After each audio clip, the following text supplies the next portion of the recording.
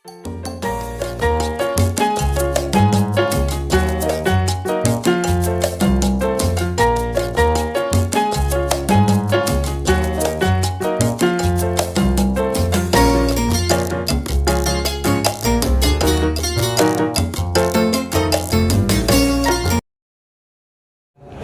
taufik dari Allah Subhanahu wa taala, dengan kenikmatan dari Allah Subhanahu wa taala, kita bisa melaksanakan ibadah salat fardu subuh secara berjamaah, dan mudah-mudahan amal ibadah kita semuanya diterima oleh Allah Subhanahu wa taala.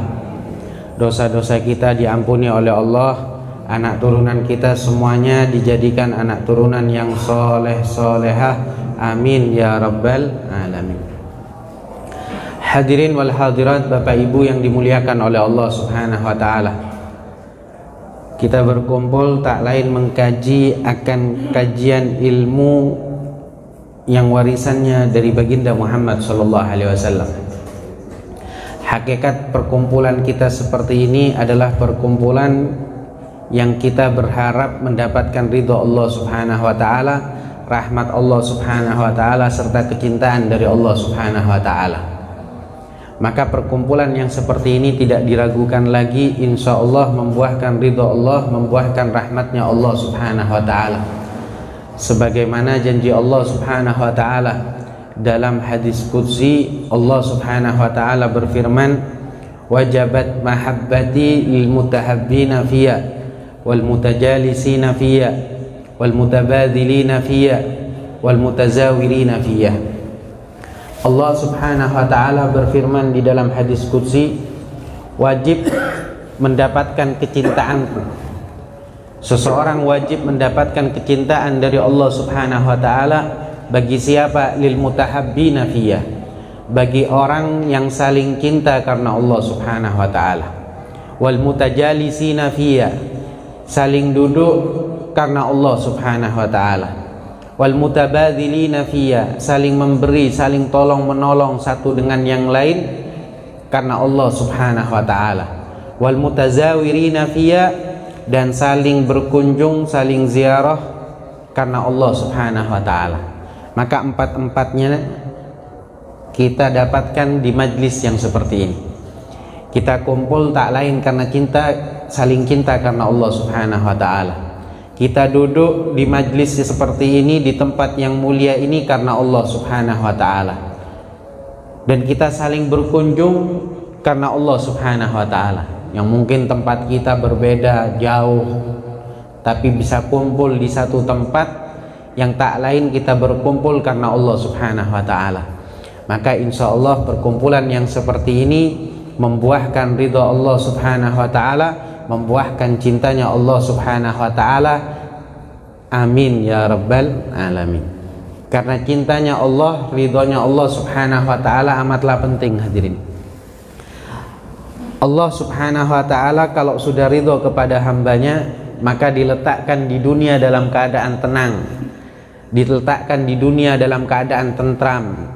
Sebagaimana dalam satu riwayat, idza ahabballahu abdan, kalau Allah Subhanahu wa ta'ala cinta kepada salah satu hambanya, nada Jibril, Allah menyeru kepada malaikat Jibril, innallaha yuhibbu fulanan, bahwasanya Allah Subhanahu wa ta'ala cinta kepada si fulan.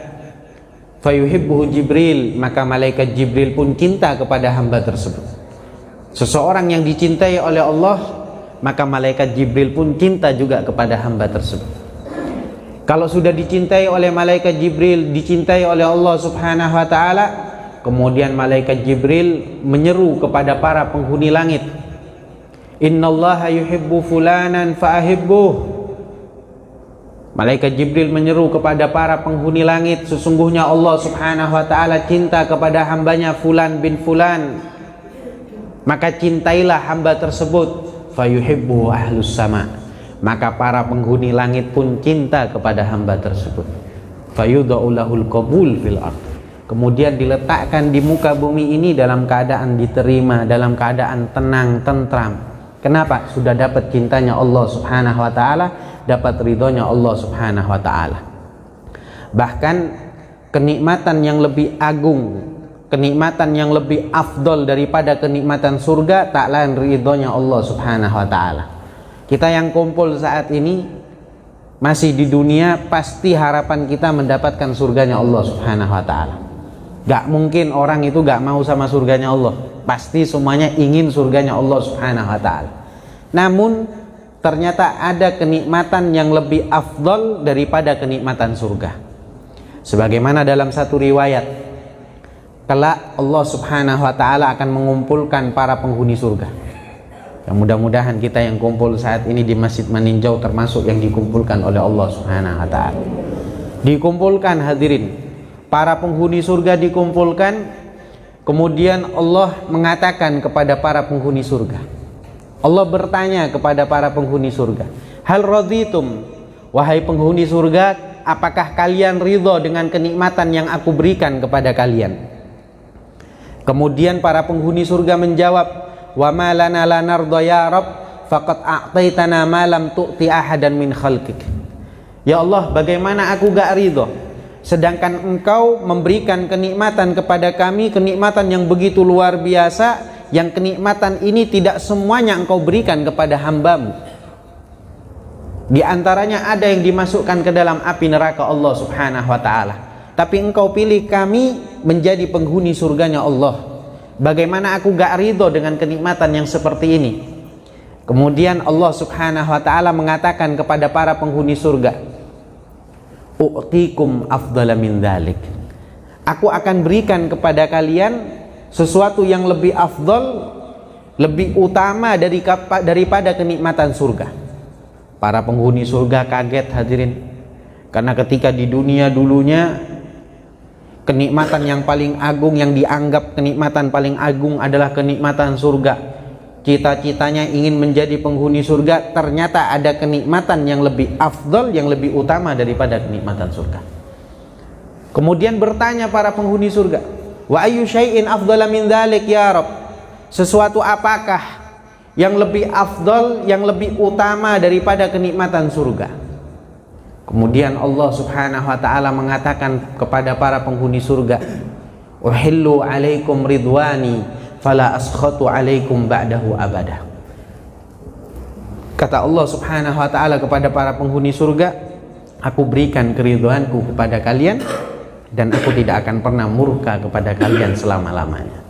Ternyata ridhonya Allah, cintanya Allah, rahmatnya Allah itu lebih afdol daripada kenikmatan surga. Bahkan seseorang tidak dimasukkan ke surga melainkan orang yang dirahmati oleh Allah Subhanahu wa ta'ala.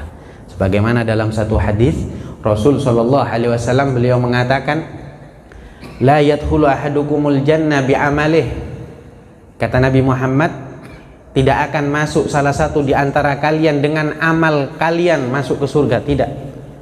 Tidak akan masuk salah satu di antara kalian masuk ke surga karena amalnya, karena sebab amal. Kemudian para sahabat ketika itu kaget ketika Nabi mengatakan sedemikian, bertanya kepada Rasulullah, wala anta ya Rasulullah, wala ana. Bagaimana denganmu wahai Rasul? Meskipun aku juga, kata Nabi Muhammad, illa ayyataghammadani Allahu birahmatih, melainkan seseorang dimasukkan ke dalam surganya Allah Subhanahu wa ta'ala karena sebab rahmatnya Allah Subhanahu wa ta'ala. Tapi perkumpulan yang seperti ini adalah perkumpulan yang membuahkan rahmatnya Allah Subhanahu wa ta'ala. Dengannya insya Allah kita semuanya dicatat sebagai penghuni surganya Allah Subhanahu wa ta'ala. Amin ya rabbal alamin. Maka dari itu rahmat Allah, ridhonya Allah, cintanya Allah ini sangat penting. Banyak di antara sebab seseorang mendapatkan cintanya Allah Subhanahu wa ta'ala.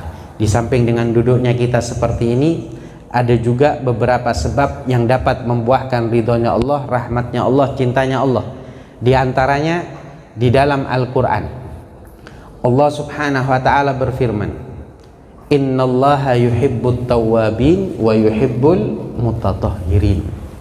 Sesungguhnya Allah cinta kepada hambanya yang senantiasa tobat kepada Allah Subhanahu wa ta'ala. Artinya orang yang senang tobat kepada Allah adalah orang yang dicintai oleh Allah Subhanahu wa ta'ala. Akan menjadi sebab seseorang tersebut dicintai oleh Allah, dirahmati oleh Allah Subhanahu wa ta'ala. Makanya tobat ini penting. Dan jangan disangka tobat ini nunggu dosa dulu hadirin. Kadang ada beberapa orang mengatakan, ngapain tobat, saya gak punya dosa kok. Wah, sombong betul. Saya gak punya dosa, ngapain tobat. Pian tahu orang-orang soleh. Orang-orang soleh ini aktivitasnya, kesehariannya penuh dengan amal soleh, penuh dengan amal baik. Tapi antum lihat, pian lihat di dalam biografinya, di dalam manakibnya, riwayat hidupnya, tidak tidur di malam hari melainkan sholat 2 rakaat, sholat tobat, minta ampun kepada Allah Subhanahu wa ta'ala. Itu orang soleh hadirin. Makanya sampai dikatakan sholat tobat ini da'bus solihin. Sholat tobat ini kebiasaannya orang soleh. Kenapa demikian? Kenapa orang soleh senang sholat tobat? Senang bertobat kepada Allah, tiap malam tobat, gak ada henti-hentinya tobat kepada Allah. Kenapa? Karena tahu dengan tobat tersebut membuahkan cintanya Allah Subhanahu wa ta'ala.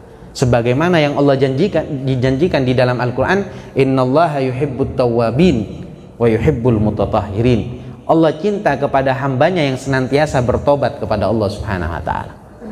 Gak usah orang soleh lagi, kita tahu baginda Muhammad sallallahu alaihi wasallam. Nabi Muhammad maksum. Nabi Muhammad gak punya dosa.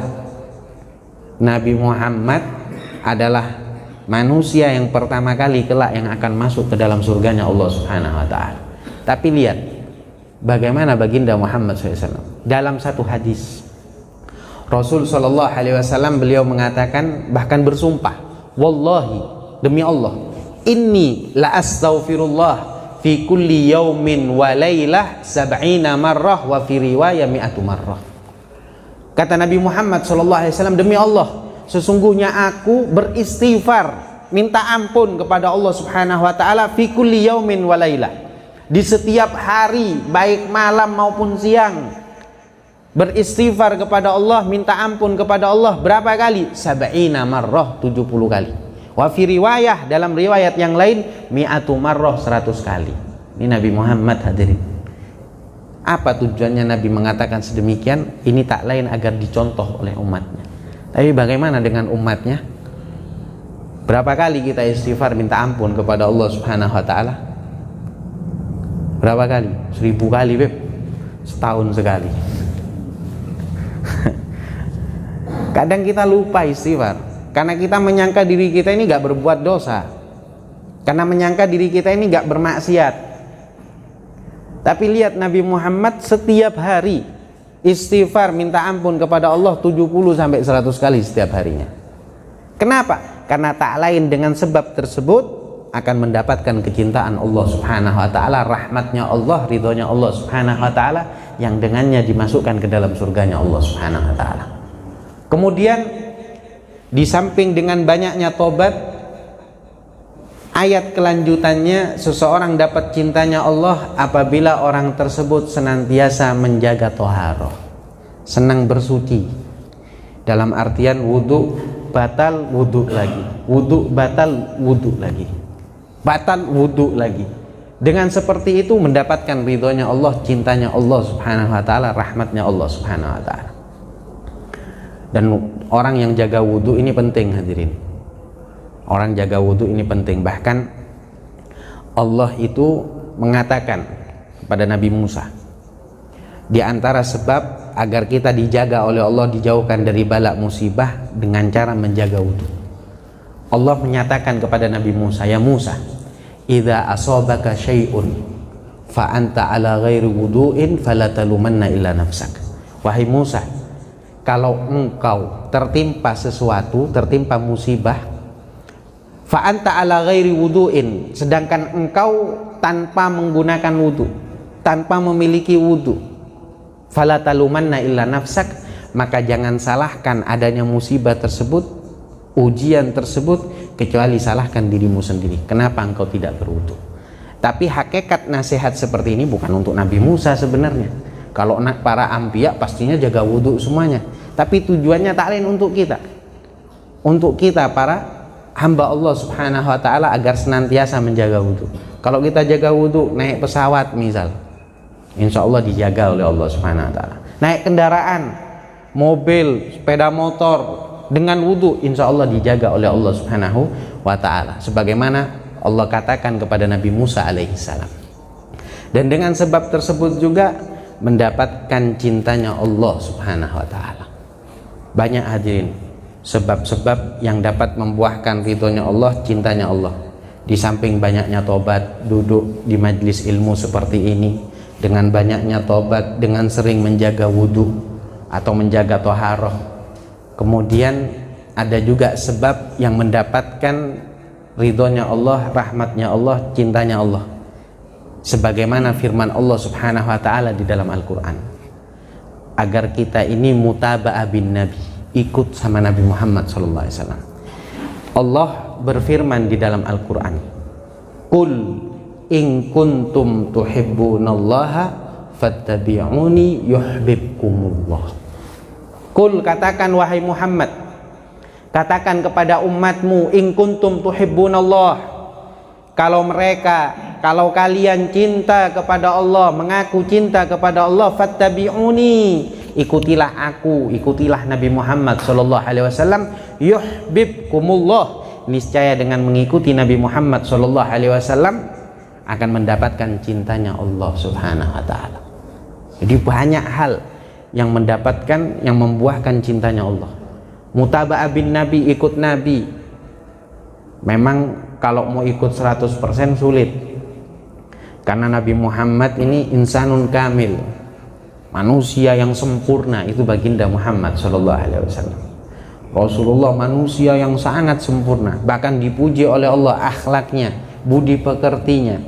Wa innaka la'ala khuluqin azim, sesungguhnya engkau wahai Muhammad memiliki budi pekerti, akhlak yang begitu mulia, amatlah luhur. Kalau kita mau bicara akhlaknya Nabi, luar biasa akhlaknya Nabi. Bahkan Nabi diutus bukan cuma untuk mengajarkan akhlak yang mulia, tapi menyempurnakan akhlak yang mulia.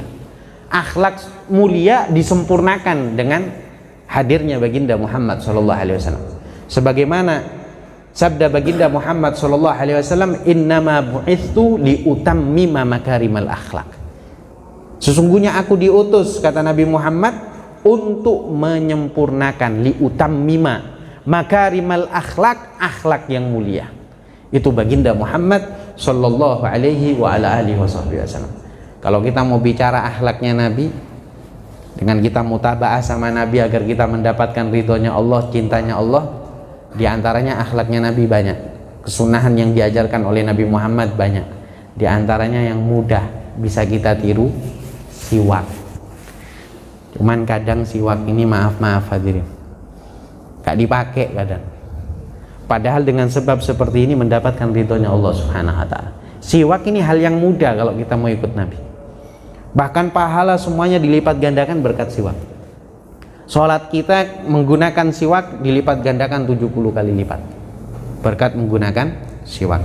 Bahkan fadilah atau keutamaan yang agung dari siwak ini, di antaranya orang yang biasa menggunakan siwak, insya Allah tidak dicabut nyawanya oleh Allah subhanahu wa ta'ala, melainkan dipermudah lisannya mengucapkan 2 kalimat syahadat ketika ia akan meninggal dunia.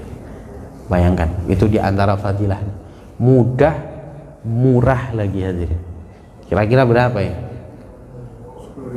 10.000, 15. Semuanya tahu harganya, tapi di kantongnya kadang bukan siwak, Marlboro hadirin.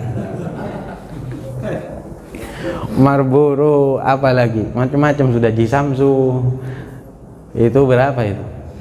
20.000 ya, 30.000. Itu sehari itu. Kalau siwak ini 15.000 bisa jadi berapa bulan nanti? 3 bulan, tapi belumut hadirin kalau 3. Kalau 3 bulan belumut. Jadi setidaknya seminggu dibersihkan setiap Jumat. Ini luar biasa. Kalau kita mau bicara masalah siwak, ini diantara kita, kalau kita ingin mendapatkan ridhonya Allah, agar kita ini dapat cintanya Allah, ikut Nabi. Sulit ikut Nabi Habib 100%. Memang iya sulit, karena memang akhlaknya Nabi luar biasa. Tapi setidaknya upaya kita, usaha kita untuk ikut Nabi Muhammad di situ dinilai oleh Allah Subhanahu wa taala dengan cara menggunakan siwak. Siwak ini kalau di dalam mazhab Imam Syafi'i itu dijelaskan ukurannya itu jangan lebih dari 1 jengkal. jangan lebih dari 1 jengkal, jangan kurang dari 4 jari. Nah, cuman yang jadi masalah sekarang banyak orang kadang pakai siwak tapi gak sampai 4 jari, kadang kecil betul hadirin. Beli 1 15.000 dipotong 3, pemalar betul. Habis itu dijadikan gantungan kunci dijadikan gantungan kunci. Atau jangan juga lebih dari 1 jengkal, panjang begini sekalian sama tongkatnya, Beb. Mau mendung siapa itu? Pakai siwak mudah, murah, dan membuahkan ridhonya Allah Subhanahu wa taala, membuahkan cintanya Allah Subhanahu wa taala. Banyak yang bisa kita tiru sama Nabi Muhammad itu, banyak. Masuk masjid dengan kaki kanan itu termasuk kita ngikuti Nabi Muhammad SAW. Keluar dari masjid dengan kaki kiri itu termasuk ikut dengan Nabi Muhammad SAW. Dengannya membuahkan ridhonya Allah, dengannya membuahkan cintanya Allah Subhanahu wa taala. Kalau mau bicara masalah sifat, Nabi Muhammad punya sifat tawadhu, dan ini juga bisa kita pelajari. Bisa juga kita didik diri kita untuk memiliki sifat tawadhu. Nabi Muhammad tawadhunya luar biasa. Dalam satu riwayat, saking tawadhunya Nabi, hadirin, ketika Allah ciptakan langit, selesai Allah ciptakan semuanya, Nabi Adam, semuanya Allah ciptakan, Allah itu bertanya kepada Nabi Muhammad SAW. Allah bertanya kepada Nabi Muhammad, ya Muhammad, al-arsh liman? Wahai Muhammad, arsh ini milik siapa? Dijawab oleh Nabi Muhammad, laka ya Rabb, milikmu ya Allah. Al-kursi liman? Kursi ini milik siapa? Wahai Muhammad, laka ya Rabb, milikmu ya Allah. Al-jannah liman? Surga milik siapa? Laka ya Rabb, milikmu ya Allah. Adam milik siapa? Milikmu ya Allah. Dijawab semuanya oleh Nabi Muhammad SAW. Sampai akhirnya Allah Subhanahu wa ta'ala bertanya kepada Nabi Muhammad, wa anta liman? Dan engkau wahai Muhammad milik siapa? Lihat tawaduknya Nabi. Nabi seandainya mau mengatakan laka ya Rabb, aku milikmu ya Allah, pantas banget, pemimpin para rasul. Tapi lihat tawaduknya Nabi. Nabi tertunduk, tidak mau jawab ketika itu, merasa malu kepada Allah Subhanahu wa ta'ala.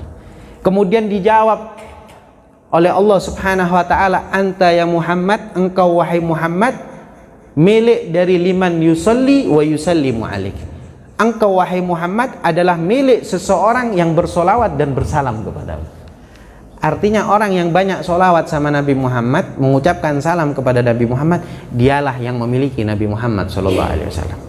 Dialah yang punya ikatan batin dengan Rasulullah SAW dengan memperbanyak solawat kepada Nabi Muhammad SAW. Tapi yang mau saya bahas bukan ininya, tawaduknya Nabi. Lihat bagaimana kemuliaan yang dimiliki oleh Rasulullah luar biasa, tapi Nabi Muhammad tawaduk, tidak mengajarkan kesombongan. Kalau seandainya sombong itu diperbolehkan, maka satu-satunya manusia yang pantas untuk sombong tak lain adalah baginda Muhammad SAW. Dengan kemuliaan yang begitu banyak yang dimiliki oleh Rasulullah SAW. Tapi lihat Nabi Muhammad tidak mengajarkan kesombongan. Bahkan beliau mengatakan, la yadkhulu ahadukumul jannah man kana fi qalbihi mithqala dzarrah minal kibr. Kata Nabi Muhammad, tidak akan masuk surga salah satu di antara kalian yang di hatinya ada titik kesombongan. Nabi mewanti-wanti untuk menjauhi sifat sombong. Apapun itu, mau sombong karena harta, mau sombong karena jabatan, tinggalkan. Karena ini semuanya gak akan berguna buat kita.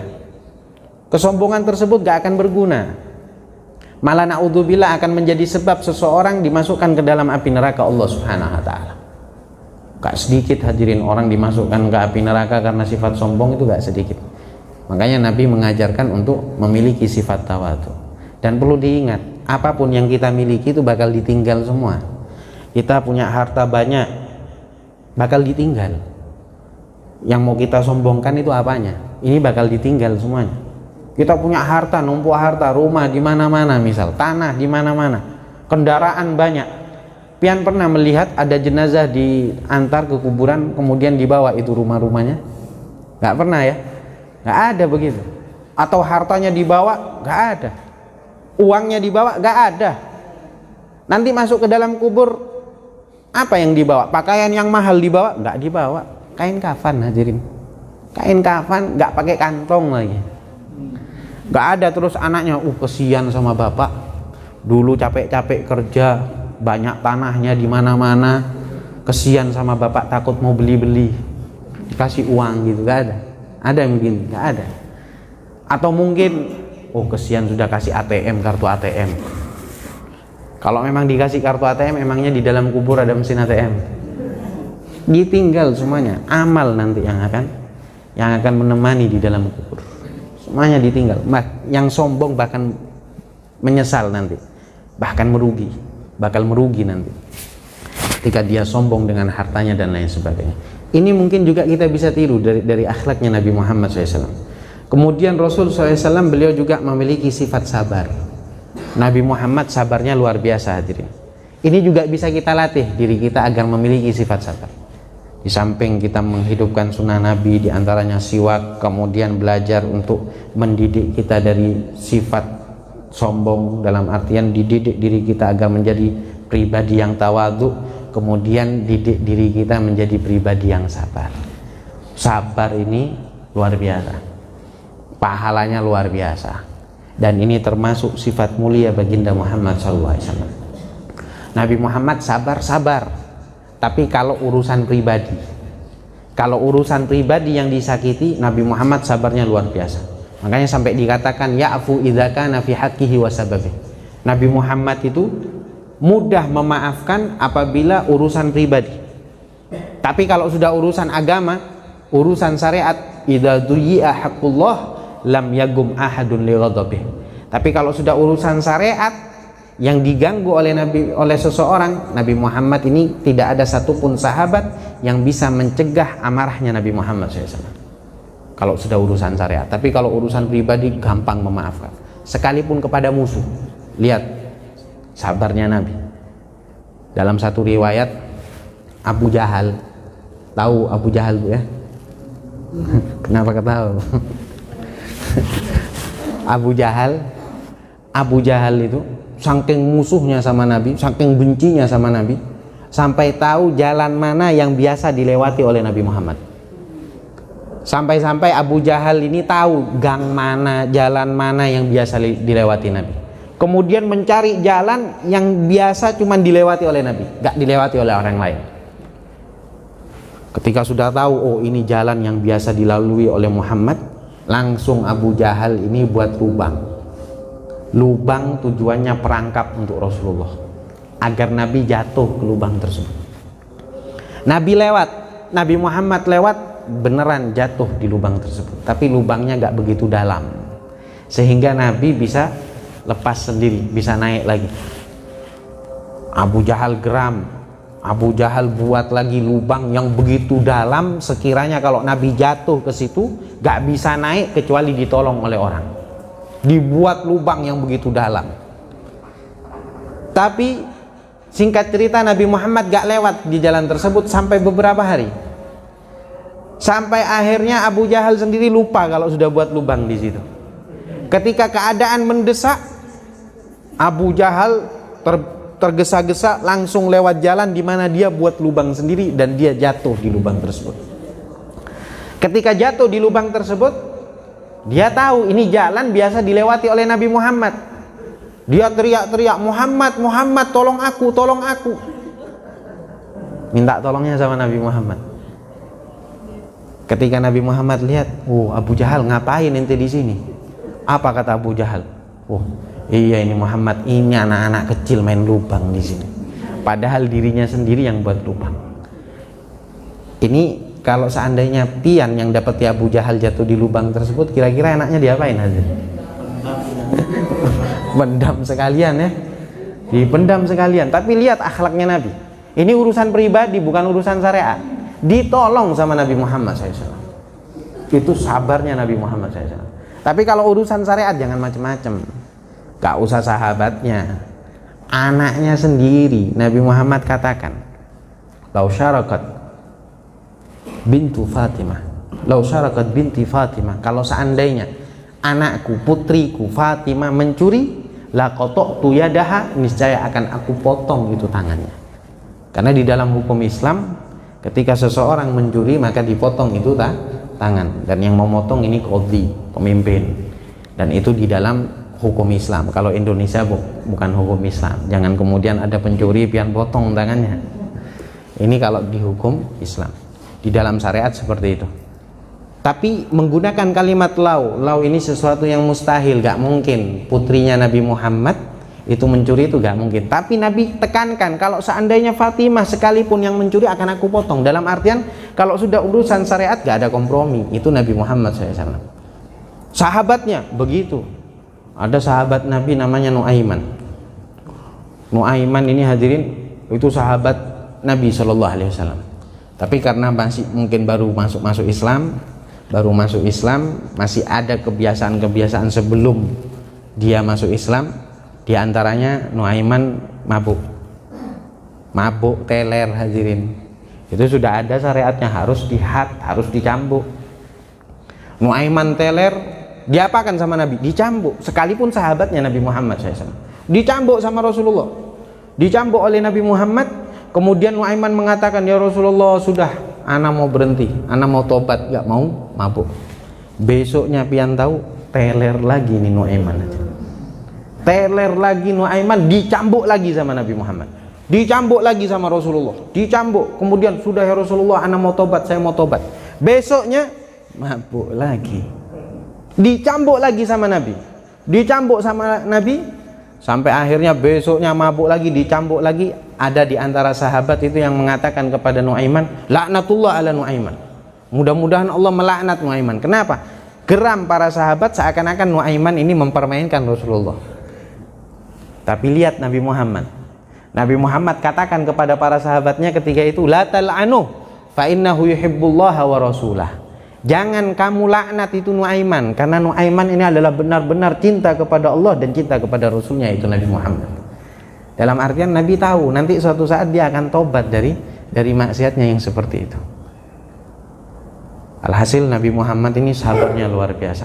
Tapi kalau urusan pribadi, tapi kalau urusan syariat gak ada kompromi. Dan Nuaiman ini yang paling sering menguji kesabarannya Nabi Muhammad SAW. Itu di kitab banyak diceritakan aja. Pernah juga Nuaiman ini sering uji sabarnya Nabi. Ketika Nabi lagi kumpul dengan para sahabat di masjid, Nabi dengan para sahabat, di luar ada yang jual madu Yaman. Wah, datang Nuaiman kemudian bertanya, ini madu apa? Madu Yaman.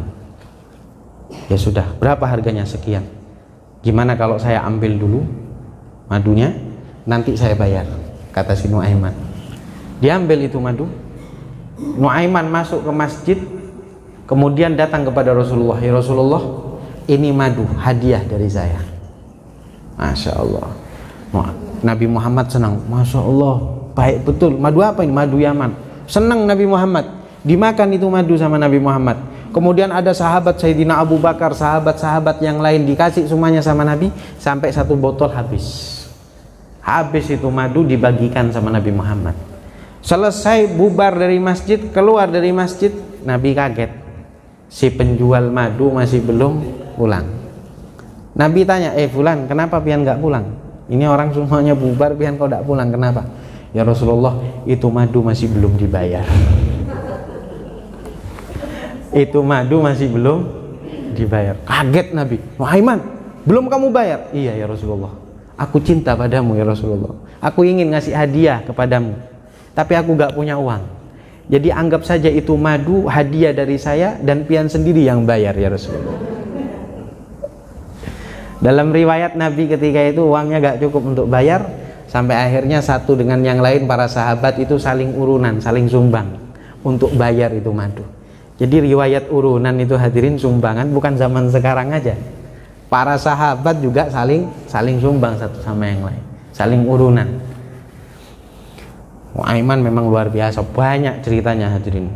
Banyak ceritanya Nuaiman yang selalu menguji kesabaran Nabi Muhammad SAW. Di antaranya juga pernah Nabi kedatangan tamu untuk belajar agama. Mau belajar agama sama Nabi, karena berhubung tamunya ini banyak, kemudian bawa unta itu kendaraan zaman dulu, diparkir. Kemudian ada 3 sahabat yang diperintahkan oleh Rasulullah untuk menjaga unta tamunya Nabi. Sayyidina Ali, Sayyidina Hamzah, Sa'ad bin Abi Waqqas. Diperintahkan oleh Rasulullah untuk menjaga unta dari tamu-tamunya Nabi. Kemudian Nabi di dalam mengajarkan agama, mengajarkan tentang agama Islam, sampai pada akhirnya Nuaiman datang. Ketika Nuaiman datang, Nuaiman kaget melihat unta kok banyak betul. Tanya sama Sayyidina Hamzah, Masya Allah ya, untanya banyak. Sayyidina Hamzah niatnya bercanda sama Nuaiman. Iya, gimana kalau satu nanti kita sembelih, nanti malam kita bakar-bakar daging unta. Padahal niatnya bercanda Sayyidina Hamzah, tapi Nuaiman nganggapnya serius. Mantep juga ya, tahun baru misal. Akhirnya Sayyidina Hamzah, Sayyidina Ali lagi ngobrol. Ketika setelah ngobrol ngelihat ke arah unta, ada salah satu unta yang sudah kepalanya terlepas dari badannya. Kaget, jerit Sayyidina Hamzah, ya Nuaiman, hei, kenapa kamu sembelih itu? Loh, kamu sendiri yang mengatakan sembelih satu nanti kita bakar-bakar daging unta. Loh, itu unta tamunya Nabi, kami disuruh jaga unta-unta tamunya Nabi. Gimana kami mau ngomong apa sama Nabi ini? Bingung Sayyidina Hamzah, bingung. Kemudian Nuaiman, unta tamunya Nabi? Iya. Ya sudah, kalau begitu saya mau kabur dulu. Nanti kalau sudah keadaan tenang, ana mau balik lagi ke sini, nanti kita bakar-bakar daging unta. Kabur hadirin, Nuaiman ini kabur sampai ke ujung kota Madinah. Ketika di ujung kota Madinah bertemu dengan salah satu sahabat yang bernama sahabat Mikdad. Sahabat Mikdad lagi gali sumur. Lagi gali sumur, kemudian dipuji sama Nuaiman. Wah, Masya Allah Mikdad, kamu ini sahabat luar biasa, sahabat yang mulia, yang pernah ikut perang Badar, dipuji sudah. Mikdad heran, ini muji-muji ini pasti ada maksud ini sudah. Ditanya sama sahabat Mikdad, Nuaiman, kamu butuh apa? Sudah, gak usah panjang lebar, gak usah muji berlebihan, kamu butuh apa? Wahai Mikdad, saya izin mau sembunyi di lubang ini. Nanti kalau ada yang cari saya, bilang aja gak tahu atau gak lihat. Gak lihat, bilang aja begitu. Ya, dijawab sama Mikdad, ya sudah. Sekalipun Rasulullah bingung, sahabat Mikdad, loh ngapain juga Rasulullah tanya Nuaiman? Di dalam benak Mikdad, gak mungkin sudah Rasulullah cari Nuaiman. Ya sudah, masuk sudah ke lubang, masuk ke lubang sumur. Nabi Muhammad setelah mengajarkan agama kepada tamu-tamunya hadirin, kemudian tamunya pamit pulang, diantar sama Rasulullah. Ketika diantar, ada salah satu tamunya Nabi yang menjerit, untaku, untaku. Untanya selesai disembelih, jerit, bingung Nabi Muhammad, langsung menoleh kepada Sayyidina Hamzah, Sayyidina Ali. Ya Hamzah, kok bisa terjadi seperti ini? Ini ulahnya Nuaiman ya Rasulullah. Ini ulahnya Nuaiman ya Rasulullah. Bingung Nabi Muhammad. Kemudian Nabi Muhammad perintahkan Sayyidina Ali, wahai Ali, ganti unta tersebut 2 kali lipat dari harganya. Harganya misal sekian, ganti 2 kali lipat. Diperintahkan untuk diganti itu harga unta tersebut. Kemudian Nabi dengan Sayyidina Hamzah, Sayyidina Ali mencari Nuaiman. Dicari sama Rasulullah, dicari sama Nabi sampai berjumpa sama Mikdad. Ketika berjumpa sama Mikdad, Nabi tanya, wahai Mikdad, kamu ngelihat Nuaiman enggak? Waduh, bingung Mikdad. Bujur ini Rasulullah tanya, bujuran. Bingung. Di dalam benaknya dia, satu sisi dia berjanji sama Nuaiman, siapapun yang bertanya dia akan bilang, gak tahu, saya gak lihat. Ini yang tanya Rasulullah. Mustahil untuk berbohong kepada Nabi Muhammad SAW. Tapi lihat kecerdasannya sahabat Mikdad. Sahabat Mikdad cerdas. Dia mengatakan, ya Rasulullah, ana tidak melihat Nuaiman, tapi telunjuknya mengarah ke lubang. Ana tidak melihat Nuaiman ya Rasulullah. Nabi paham dengan isyarat tersebut. Dibuka itu lubang, Nuaiman melihat ke arah Nabi, kemudian kabur lagi. Itu dalam satu riwayat Nabi Muhammad tertawa fadhahika Rasul SAW hatta badat nawajiduhu. Tertawa Nabi Muhammad sampai gigi gerahamnya Rasulullah terlihat. Sabar Nabi Muhammad. Kalau kita kan sudah selesai tadi. Sabar Nabi Muhammad SAW. Itu Nabi Muhammad sallallahu alaihi wasallam. Dan Nuaiman sering menguji kesabarannya Nabi Muhammad sallallahu alaihi wasallam. Jadi ada beberapa hal yang bisa kita ikut Nabi Muhammad, di antaranya menghidupkan sunnahnya Nabi, siwak yang bisa membuahkan ridhonya Allah, cintanya Allah subhanahu wa ta'ala. Kemudian di antara sifat yang kita bisa melatih diri kita ini agar kita memiliki sifat tidak sombong, tidak angkuh. Kemudian punya sifat sabar, karena memang sifat sabar ini sifat yang mulia, mengangkat derajat seseorang. Kita harus belajar masalah begini hadirin. Kenapa? Agar membuahkan ridhonya Allah, membuahkan rahmatnya Allah subhanahu wa ta'ala, membuahkan cintanya Allah subhanahu wa ta'ala, dan kelak kita dimasukkan ke dalam surganya Allah subhanahu wa ta'ala. Amin ya rabbal alamin. Mudah-mudahan perkumpulan yang seperti ini membuahkan ridhonya Allah subhanahu wa ta'ala. Kita semuanya dicintai oleh Allah subhanahu wa ta'ala, diridhoi oleh Allah subhanahu wa ta'ala, dan kita berharap kepada Allah subhanahu wa ta'ala mudah-mudahan dengan perkumpulan yang seperti ini, mudah-mudahan dosa-dosa kita semuanya diampuni oleh Allah subhanahu wa ta'ala. Apa yang kita hajatkan semuanya dikabulkan oleh Allah subhanahu wa ta'ala, dan kita berharap kepada Allah mudah-mudahan berkah dari majlis yang mulia ini, orang tua kita yang telah wafat, keluarga kita yang telah wafat, mudah-mudahan mendapatkan ampunan dari Allah subhanahu wa ta'ala. Kubur-kuburnya dijadikan raudhah min riyadil jannah, taman dari taman surganya Allah subhanahu wa ta'ala. Dan kita berharap kepada Allah mudah-mudahan berkah dari majlis yang mulia ini, orang tua kita yang masih hidup, keluarga kita yang masih hidup, mudah-mudahan diberi umur panjang oleh Allah, diberi kesehatan oleh Allah subhanahu wa ta'ala. Dan kita berharap kepada Allah subhanahu wa ta'ala mudah-mudahan berkah dari majlis yang mulia ini, berkah dari tempat yang mulia ini. Kita berharap kepada Allah tidaklah dicabut nyawa kita oleh Allah subhanahu wa ta'ala, melainkan dalam keadaan husnul khatimah, husnul khatimah, husnul khatimah. Allahumma ij'al jam'ana hadha jam'an marhuma wa tafarruqana min ba'dihi tafarruqan ma'suma wa la taj'al fina wa la ma'ana syakiyan wa la mahruma. Ya Rabbi bil Mustafa balligh maqasidana, Ya Rabbi bil Mustafa balligh maqasidana, Ya Rabbi bil Mustafa balligh maqasidana, waghfir lana ma madha ya wasi'al karami. Wa sallallahu alaihi sayyidina Muhammad walhamdulillahi rabbil alamin. Minta maaf sebanyak-banyaknya. Assalamualaikum warahmatullahi wabarakatuh.